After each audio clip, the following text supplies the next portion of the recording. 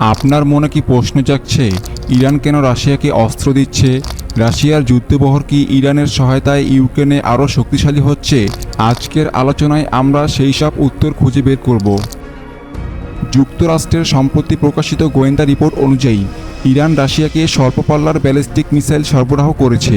যদিও ইরান এই তথ্য অস্বীকার করে এসেছে, তাদের বক্তব্য অনুযায়ী তারা যুদ্ধ শুরুর আগে এসব অস্ত্র সরবরাহ করেছিল।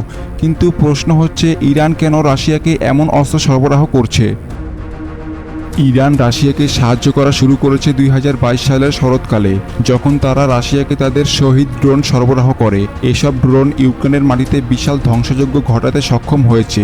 বিশেষজ্ঞদের মতে ইরানের এই অস্ত্র সরবরাহ রাশিয়ার যুদ্ধ প্রচেষ্টায় অন্যতম গুরুত্বপূর্ণ সহায়ক। ইরান রাশিয়া সামরিক সম্পর্কের গভীরতা নিয়ে পশ্চিমা বিশ্বের উদ্বেগ ক্রমাগত বাড়ছে।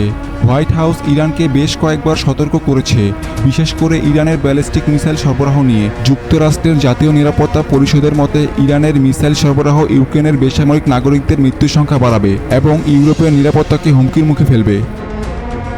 এদিকে রাশিয়া পূর্ব ডনেস্ক অঞ্চলে আরও একটি গ্রাম দখল করেছে বলে দাবি করেছে। রাশিয়ার প্রতিরক্ষা মন্ত্রণালয়ের বরাত দিয়ে বলা হয়েছে, ক্যালিনভ গ্রামটি যুক্ত করা হয়েছে। এর সাথে রাশিয়ার ইউক্রেনের মাটি দখলের প্রচেষ্টা আরও জোরদার হয়েছে। একই সময়ে ইউক্রেন রাশিয়ার কুরস্ক অঞ্চলে চমকপ্রদ এক সামরিক অভিযান চালায়, যা পশ্চিমাদের জন্য অপ্রত্যাশিত ছিল। ইউক্রেনের পররাষ্ট্র মন্ত্রণালয় বলেছে, ইরান যদি রাশিয়াকে ব্যালিস্টিক মিসাইল সরবরাহের তথ্য নিশ্চিত করে তাহলে এর ফলাফল হবে ভয়াবহ।